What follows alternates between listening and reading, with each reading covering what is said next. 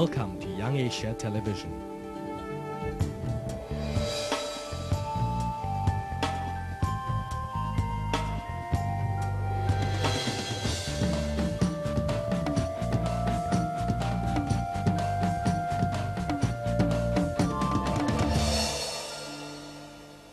Representative Neil Buhne spoke to YaTV to give some insight into the humanitarian situation in the north.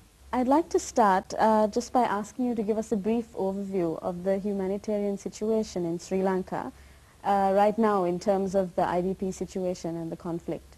Essentially, the UN agencies here are working to support the national response to help the tens of thousands of people who have been displaced. And the people who have been displaced most recently have been those in the northern districts.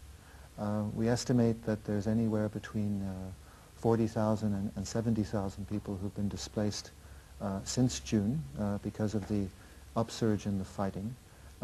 Those people have, in some cases, been displaced a number of times. They've had to move 1, 2, 3, 4, 5 times, and they've gradually moved from the west to the center of Kilinochchi district, and some of them have moved from the east towards the center of Kilinochchi district. So there's a number of, or an increasing number of people who actually are concentrated around the town of Kilinochchi.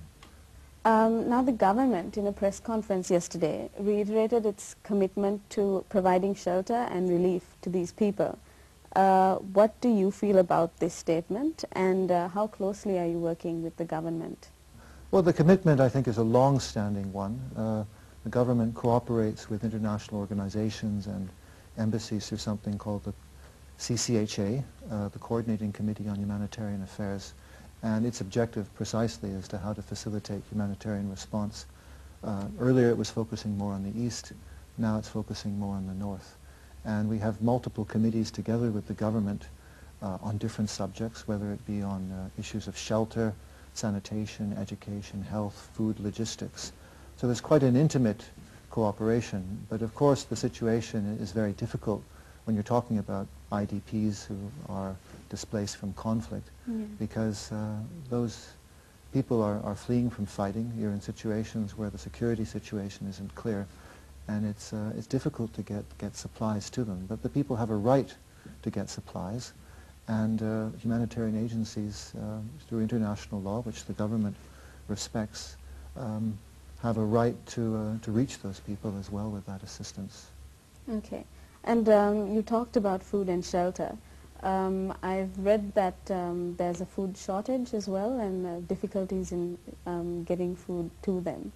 What's happening there? Yeah, I mean, I think generally we have sort of adequate supplies getting in. It's difficult sometimes to get them to people because there's been a lot of movement from place to place. In terms of food, it's probably adequate at the moment if the situation doesn't further worsen. Food sometimes is purchased locally, sometimes it's transported from some distance. I think in terms of supplies, more difficult has been issues of shelter and water and sanitation because the people have had to move, and they don't necessarily have places to move to. When they first were displaced, they perhaps could stay with relatives, but as they've been displaced longer or they've gone further away, they don't have that option, so they're either in open areas where we try to find shelters for them, or sometimes in buildings like schools, which is possible at the moment because it's school holidays, but would cause a problem later on when the students should be coming back. Now there are major plans to resettle some 200,000 civilians back into government-controlled areas of the Buhne. What is the exact role of the UN agencies in this endeavor? If people are displaced, our responsibilities is to assist everyone involved in helping them. We aren't usually involved with transporting people. We deal with them once they have been displaced and then provide that assistance. But it's important that they be free to move where they want to move, whether that's to stay, whether that's to move to other locations.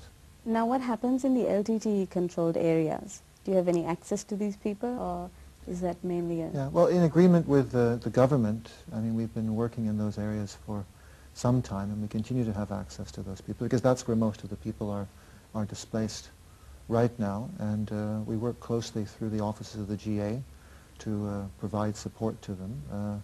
For example, with the recent displacements that had happened in Kilinochchi, the GA Kilinochchi took a very good leadership role in organizing the agencies that were working there to provide the best support to those people. I'd like to end with just asking you about the major challenges in improving the lives of these IDPs. What do you think these challenges are, and what developments would you like to see in the future? So I think there's immediate challenges which are more, I guess, material in terms of people getting food to them, people having medical care, people having shelter. I think the next challenge is to create conditions where those people can return back to where they came from, and to return in conditions of safety, and to return in conditions where they can get back to a normal life. If the situation is such as you've had in Sri Lanka, where you have a lot of people who've been displaced for many, many years, for example, around Puttalam, then you have to think of what we call durable solutions. And that includes more difficult things that aren't just material, like where do you fit into the society, how do you have land, essentially what sort of future do you have living away from where you're from. Neil, thank you for talking with me today. It has been very interesting tapping into your knowledge on this situation. Thanks a lot. Yeah, pleasure. Thanks.